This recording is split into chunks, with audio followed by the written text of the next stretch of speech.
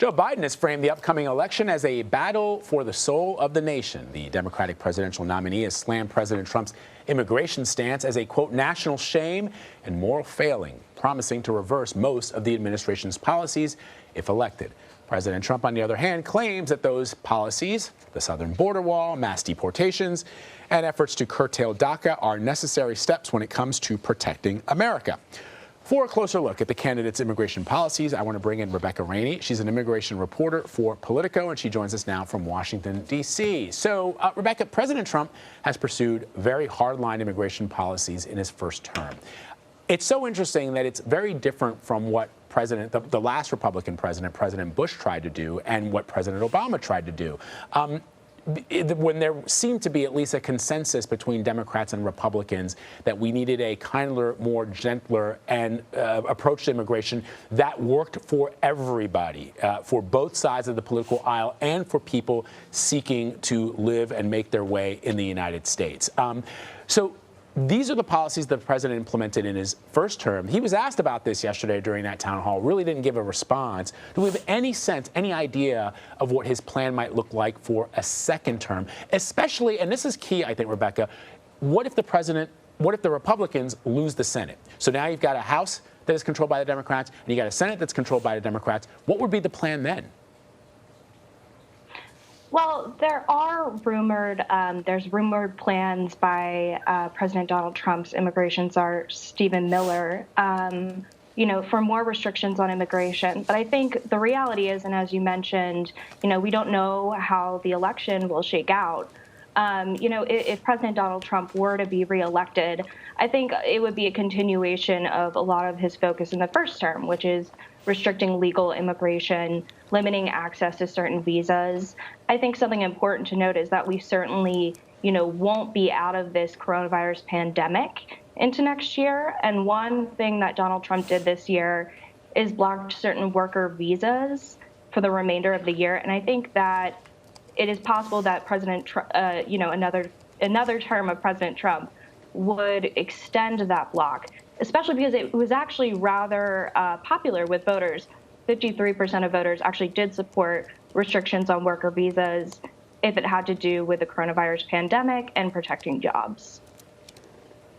Now, we really haven't heard the president, or actually even Congress, really talk very much about immigration. But I want to ask you, because this is your job to listen to the things that he says, do you think he's toned down his anti-immigration rhetoric this time around? And if you think so, do you think he's taking into account certain demographics that, he would like to pick up some votes?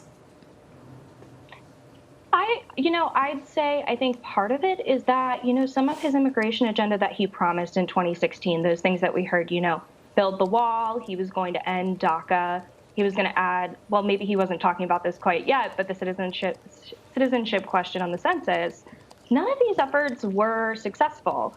They were eventually blocked by the courts. We only have, a couple, maybe more than 100 miles of border wall. So I think maybe he's just not, bringing up those issues because they weren't successful or they're incomplete.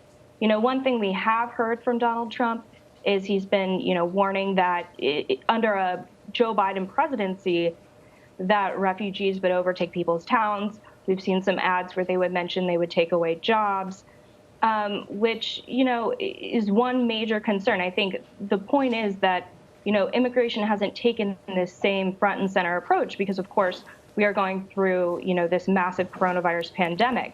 So he has kind of almost fine-tuned his message. Again, I think you're right. It's definitely toned down, but he's fine-tuned his message to the economic concerns of the pandemic because right now, we have 25 million people who are on unemployment. People are not worried about, maybe the same things they were about, a potential border wall or illegal immigration at the border.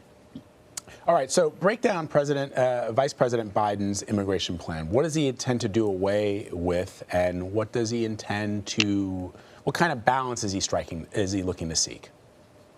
Yeah. So I would say it's definitely a near opposite approach of President Trump. A Democratic presidential nominee Joe Biden wants to increase legal immigration to the U.S. He wants to expand opportunities for family and work visas.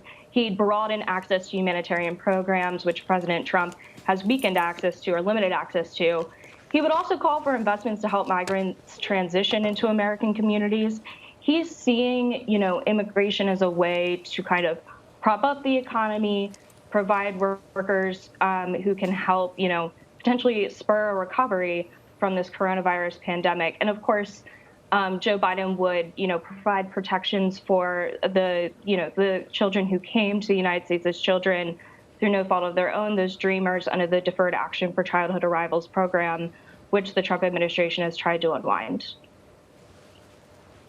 Okay, so Biden's policies are certainly different than what the president is offering, but how different are they from the Obama administration's policies? Of course, he was the vice president during that time. The Obama administration's policies were certainly criticized by the left. So what is Biden offering? Is he receiving any pushback, particularly from progressives?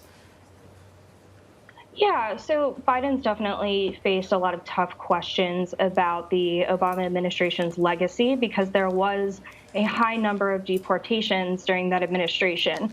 I will note, the Obama administration really focused on deporting criminals who had already been in the U.S. and those recent border crossers because they were more concerned it was easier to, get people who had recently crossed in just, a couple of days as opposed to the people who had been settled in the U.S. for several years and who were, causing no issue just being, a resident who had, maybe integrated into the communities here. And so, Joe Biden's had to apologize quite a bit for the large number of deportations that happened under that administration. He's called, now there's a huge separation there because he has called for, a pause on deportations I believe for 100 days when he gets into office. So obviously that is a much different stance than the prior the Obama administration took. So I'd say, when it comes to some of his proposals, I think, progressives are on board because, the DACA program has quite a bit of bipartisan support. And some of his proposals for expanding work visas, I think are also, widely supported by some of the more, progressive members of the Democratic Party. Is there more to gain or more to lose by foregrounding immigration during a presidential election? I think right now, I think it's a unique time again. I've been bringing up the coronavirus pandemic because if you look at polling again, I mentioned it's odd. While most people are favorable of pro-immigrant policies, again, about 53% of Americans supported stopping legal immigration if it protects jobs for American workers during the pandemic, which is what President Trump moved to do earlier this year. However, again, immigration issues are not the top issue for Americans right now because of the economy. There was this very interesting CNBC survey that came out earlier this month that found only 15% of voters said immigration was a top issue for them. And that compares with 40% and 39% for the economy and COVID. So a lot of people are, focused on what's going on at hand right now. People's pocketbooks are tight at the moment. And, again, some of these, Trump, issues are kind of more just appealing to his core base as opposed to maybe some of those swing voters or those undecided voters. Their focus really is on those kitchen table issues. All right. Really important stuff there, Rebecca Rainey. As always, we thank you. Thank you. Appreciate it.